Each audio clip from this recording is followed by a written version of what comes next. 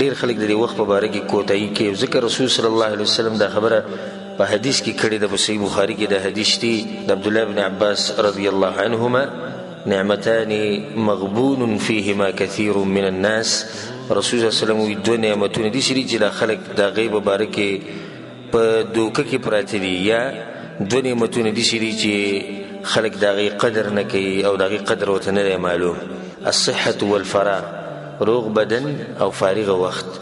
نه دا روغ بدن چې د الله سبحانه وتعالی غټ نعمت دی، نن ستا بدن روغ دی، نن ستا خپې لاسونه کار کوي، ستا دماغ کار کوي او ته مونځ اودس کولی شي، ته عبادتونه کولی شي، هر قسم بندګي د الله سبحانه وتعالی کولی شي، سبا لو بیا نشي کولی. د دې وخت نه فایده اخیسته پکار دي. موږ سره دا احساس نشتی چې اوس زموږ دا بدن روغ دی، کیدای شي سبا دا بدن زماني او کیدای شي زه بیمار شم، کیدای شي ډېرې خبرې راتلی شي. او موږ په خپلو سترګو داسې خلک لیدلي چې د هغوی روغ بدن او نن هغوی یا په هسپتالونو کې پراته دي یا په کور کې پراته دي، خو د بدن صحیح کار نه کوي، یا ګرځېدی نشي یا خبرې نشي کولی. نو دا مرضونه په موت باندې هم راتلی شي. الله سبحانه وتعالی ټول مسلمانان د مرضونو په امان کې ساتي، خو راتلی شي څه پته لګي. د دې روغ صحت قدر کوئ. او دویم فارغه وخت. د دې وخت هم د انسانانو سره چې د قدر نشته. رسول صلی الله علیه وسلم د حدیث کې د خبرې ته اشاره وکړه چې غالبا خلک چې دین هغوی سره د وخت قدر نشته. امام حسن بصری رحمه الله وی: یا ابن آدم، ای د آدم بچیه، انما انت ایام، ته دغه ورځې، ای د آدم بچیه ته د دغه ورځو په شانې. کلما ذهب یوم ذهب بعضک، چې ورځ لاړه شي نو ستا بعض حصه لاړه شي. د دې ورځ ختمېده د زمون ختمېده دي، دا څه وړه خبره نه ده. د یوې ګنټې ختمېده د زما او ستا ختمېده دي، د یوې ورځ ختمېده زما او ستا ختمېده دي. سبحان الله. دا بعض داسې خوشحاله شي چې زه ورځې اوړي او کلونه تېرېږي او کلي ته به ځو، دا به کوو دغه به کوو، او دې سادهګانو ته دا پته نشته چې دا وخت یې څومره اوړي نو ته رب العالمین ته نږدې کېږي. دا یو سفر دی موږ شروع کړی، د مور د خېټې نه راوتو سره دا سفر موږ شروع کړی.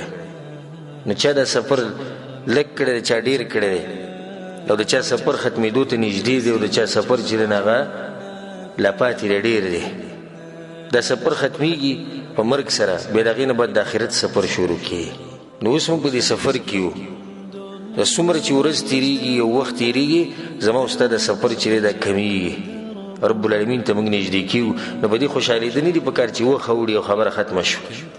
شاعر وی: انا لنفرح بالایام نقطعها وكل يوم مضى جزء من العمر. موږ خوشحالېږو روزانه چې زه دا ورځ ختمه شوه او سبب بیا دا کوو دغه به کوو. او هدایت ساته چې هره ورځ چې تېرېږي نو ستا د ژوند حصه کمیږي. د دې ژوند قدر پکار دی او د دې وخت قدر پکار دی. امام ترمذي رحمه الله دا حدیث راوړی د معاذ بن جبل رضی الله عنه.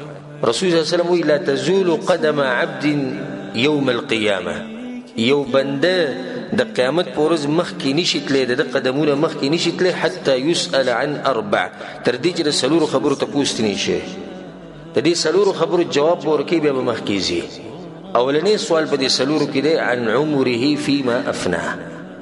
د دې ژوند په باره کې به الله تعالی تپوس کوي چې دا دې په څه کې خورې کړی، دا ژوند دې په څه کې ختم کړی. نه دا خو نه دی چې مزید د سهار راپاسه مزدورۍ له ځه او ماسخوتن راځه مزدورۍ نه او بیا روټۍ خورو بیا ویده کېږي ښه دب کې، او دغه سوچ کوه چې د میاشت په اخره کې چې پیسې څومره راغلې او تنخوا څومره جمع شو. د دې هر څه په باره کې د دې یو سیکنډ، د دې یو منټ به تا نه تپوس کېږي. عن عمره فيما افناه، چې تا خپل ژوند په څه کې لګولی دی، په څه کې دې ختم کړی. وعن شبابه فيما ابلاه، خپل ځواني دې په څه کې خورې کړې ده. دویم سوال دی.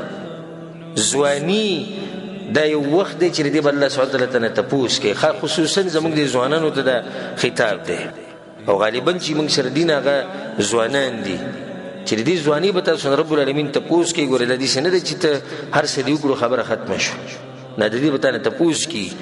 په دې ځواني کې د رب العالمین بندګي کوي، د دې وخت نه فایده واخلئ. دا ځواني ګورې بیا نه راځي، ګورې دا ځواني بیا نه راځي. اوس تر الله سبحانه وتعالی مقدر کړی ده.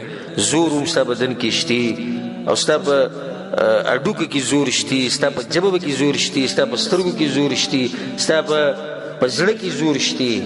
نو اوس دا زور چې د رب العالمین د دین دپاره چې استعمال کړه، دا دویم سوال دی.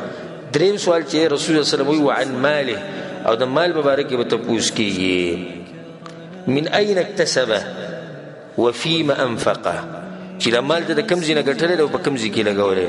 او دا ډېره اهمه خبره ده. زموږ دا ډېر خلک صرف دا ګوري چې مال به ګټو څنګه، دې ته سره سوچ نشته چې دې به هم لا تپوس کیږي. لکه ده په دروغو پیسې واغستې او که ده په دوکې سره واغستې او که ده چا سره ظلم وکړو مال یې ترې واغستو، که هره طریقې وکړه خو مقصد د ده دی چې د پیسې زما لاسته راشي. د دې مبارک به رب العالمین تا نه تپوس کوي د دې اغستې د کوم ځای نه دي، په څه طریقه دې اغستې. ته چې د میاشتې تنخواه جوړه کړې مثال کې 2000 3000 ریاله، د 2000 3000 ریاله ته د څنګه میلاو شوي؟ په دې کې ته دوکه خو نه ده کړې، دې کې ته دروغ خو نه دي ویلي، دې کې ته حرام خو نه دي راغستې. د ټولې خبرو به تپوس کوي.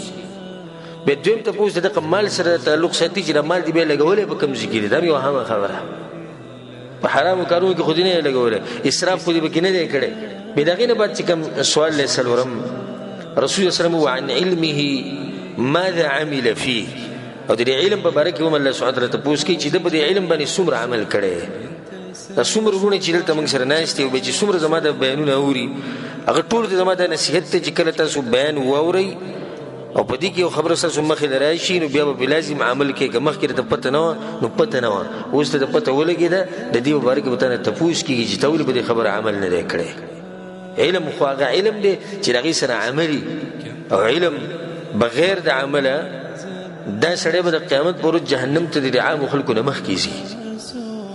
حدیث کې راځي رسول صلی الله علیه وسلم وایي جهنمیان به په جهنم کې سوځي وه، یو کس به پکې ویني، دوی به چې ته دلته څه کوې؟ ته خو هغه سړی چې موږ ته به د ښه کار وینا کوله او موږ به د بد کار نه منع کولو، ته خو هغه نیک انسان یې، ته به جهنم کې څه کوې؟ هغه ورته وایي چې هاو زه هغه یم، خو ما چې به تاسو ته د کوم کار امر کوو نو په خپله به ما عمل نه کوو، او د څه نه چې ما تاسو منع کولی زه به دې په خپله نه منع کېدم. دا نصیحتونه صرف ما ستاسو لپاره ساتلي. نو علم دا نه دی چې ته صرف نورو ته مسلې بیانوه، او علم دا نه دی چې ته یو مسلې زده کړه او بس خوشحاله یم چې زه درسونو کې ناست یم او زه بیانونو ته کښېنم. علم دا دی چې ته پې عمل وکړې. یو سړی ټول عمر علم طلب کوي او یو سړی یوه ګنټه درس کې کښېناستو، خو د یوه ګنټه کې چې ده څه اورېدلي په هغې باندې عمل وکړو، بل ټول عمر دین ته ناست او ځان پې پوه کوي خو عمل پې نه کوي. دا یو ګنټه چې ناست دی غوره یې. ولې ځکه چې د دغه علم طلب کولو دله فایده ورکړه. دا حدیث ما تاسو ته دې لپاره ذکر کو. بل حدیث د رسول صلی الله علیه وسلم معروف حدیث ته موږ څو پیرې ویلی. رسول صلی الله علیه وسلم اغتنم خمسا قبل خمس، 5 خبرې د 5 نه مخکې غنیمت وګڼئ. شبابک قبل حرمک، د ځواني د بوډاوالي نه مخکې غنیمت وګڼه. دا غنیمت دی تا سره، د دې نه فایده واخله، د دې ځواني نه فایده واخله. والله لازم داسې وخت به د باندې راشي چې بیا به په دې دغه پسې په دې ځواني پسې بیا چغې وایي. لکه څنګه چې یو شاعر دا خبره کوي، وی بکیت علی الشباب بدمع عیني فلم یفد البکاء ولا النحیب. وی په ځواني پسې مې وجلل، ډېر زیات مې وجلل، خو جړا څه فایده را نه کړه او نه د اوښکو بیده څه فایده را کړه. الا لیت الشباب یعود یوما فاخبره بما فعل المشیب. ارمان چې وی د ځواني چې ته واپس راغې او زه ورته دا بیان کوم چې د بوډاوالي را سره څه کړي دي. د دې نه مخکې چې موږ بیا ارمانونه کوو چې ارمان ځواني بیا راغې، اوس موږ سره ځواني شتي، نو چې شتي ځواني دا ځواني غنیمت وګڼه د بوډاوالي د راتلو نه مخکې. بوډا سړی ته به جومات کې وینې کرسۍ ځان ته ایښودي، غریب چې رکوع له ځي په څه طریقه ځي، سجدې له چې ځي په څه طریقه ځي، د سجدې نه چې راپاسي څومره ورته مشکل، د رکوع نه چې راپاسي څومره هغه ته مشکل، ساه اخیستو کې هغه ته څومره مشکل، ودرېدی غریب نه شي. دا قسمه حالات په موته باندې را روان دي. کوم خلک چې اوس ځواني کې دي هغه ټول ته دایم چې دا حالات په موته باندې به هم راځي.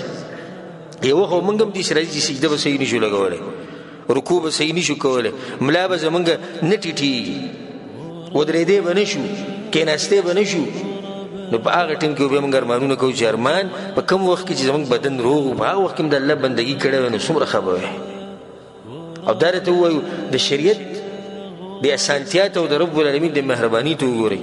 رسول صلی الله علیه وسلم وی چې کوم سړی یو عمل کوي، لکه اوس یو ځوان هلک دی او ځان یې عادت کړی دی په روجو باندې یا ځان یې عادت کړی دی په تهجدو باندې، او دی بیا عمر چې زیات شو نو روجي نشوي نیوي بدن کمزور شو ډاکټرانو منع هغه تهجد نشي کولای کوم چې بزوانی کول رسول الله صلی الله علیه وسلم وی کدی کول هم نشي الله بولا غاجر پوره ورکي ځکه چې د مخ کې نه کول خدا په دې شرط چې ته اول نه ځان عادت کې بدی ته د اوس ته بندګي کې در رب العالمین یو وخت راغی نشي کولای خیر دې کې نشي کولای الله بدل اجر ما غدر کې ځکه چې ته وسم کې خو بدن کې طاقت نشته نو رسول الله صلی الله علیه وسلم وی چې ځواني د بوډاوالي نه مخ کې غنیمت وګڼي بیا رسول الله صلی الله علیه وسلم وی وصحتک قبل سقمک او د روغ بدن د بیماری نه مخ کې غنیمت وګڼي د روغ بدن د بیماری نه مخ کې غنیمت وګڼي تاسو لار شي د هسپتالونو ته وګرځي په هسپتالونو کې دنیا دي څخه خلک پراتري چې هغه په دې ارمان کې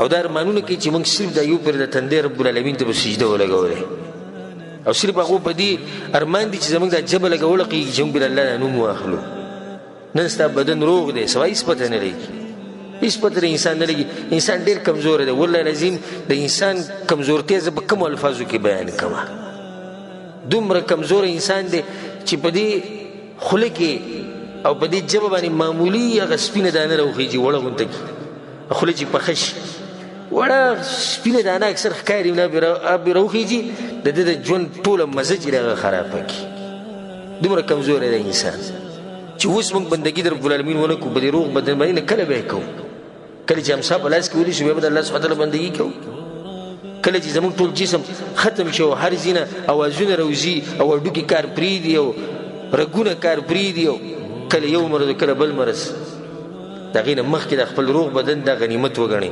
وغناک قبل فقرک او رسول الله صلی الله علیه وسلم وی د مالداری د غریبین مخکې غنیمت وګڼي نن موږ سره مثال کې پیسې شتي سوال به د پیسې نه نستا پلاس کې یو زری لشتي نستا پلاس کې یو لاک روپۍ شتي سوال کې دي چې ته غریبی راشي او در سره نه منن یو مرګري راته په واتس اپ باندې انټرنیټ باندې یو ویډیو راولېګره یو سورین تاجر او هغه ناس ته په لار کې کوپنۍ خرڅي ناکسي ته پوس کی تاسو د سټه مناس یو زره وو بجو ناس د ماجیګر پورې دغه ماجیګر ټیم دی او یسو کوپنۍ د خرڅ کړي پینځه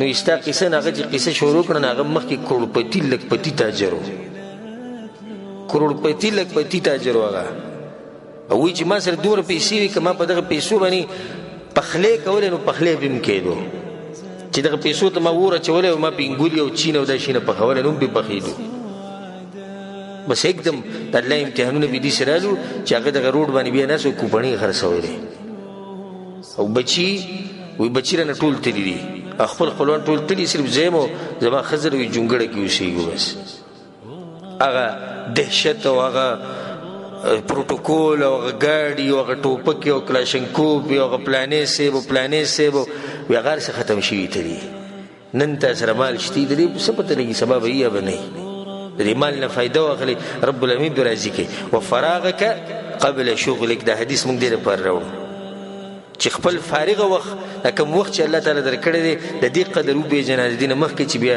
مصروفه به شي نه بیا په دې وخت پسې ارمان کې وحیاتک قبل موتک او لنډه ده چې د خپل ژوند غنیمت وګڼه د مرګ نه مخکې رسول صلی الله علیه وسلم ته وګوره د پیغمبرۍ د میلاوېدو نه بعد د مرګ پورې هغه څو کاله ژوند تېر کړی دی 30 کاله په 30 کاله کې هغه د انسانیت ته د دعوت رسولی په 30 کاله کې په یو علاقه کې دعوت نه دی کړی چې صرف په یو کلي کې دعوت کړی په 30 کاله کې دغه تاریخ راواله دغه سیرت راواله ته حیران شي چې د انسان څومره قدر کړی د خپل وخت څومره قدر د خپل وخت کړی بیا صحابه کرامو لراش په صحابه کرامو کې ښکلی مثال د سعد بن معاذ رضی الله عنه والزه سعد بن معاذ چې کله مسلمان شو په 10 کالو کله چې مړ کېدو د 10 کالو په اسلام کې څو کاله تیر کړي دي 10 کاله په دې 10 کالو کې هغه څه کړي چې کله مړ کېدو رسول سمو یې د مرګ د لاسه الله عرش خوځېدلی دی اخر ته په دې 10 کاله کې څه کړي چې الله عرش خوځېدو خپل وخت سره سوچو ابو هريره رضی الله عنه د هجري په 1 کال باندې مسلمان شوی دی د خیبر نه جنگ چې راغلی په کم کال په دې باندې ابو هريره مسلمان شوی نو څو کال شو وم اتم نهم لسم څو کال د رسول سره تیر کو سلور په دې 4 کاله کې هغه دومره حدیثونه یاد کړي دي چې د هر مسلمان په ژبه باندې ابو هريره رضی الله عنه نوم دی. دومره حدیثونه بل صحابي نه یاد کړي څومره چې هغه یاد کړي په دې 4 کاله کې صرف. بس ولې ابو هريره رضی الله عنه دومره حدیثونه یاد چې هغه سره د خپل وخت سوچ او د پته و چې ژوند بیا نه راځي، هغه ته پته و چې وخت بیا نه راځي، خو راغی بس خبره ختمه شو.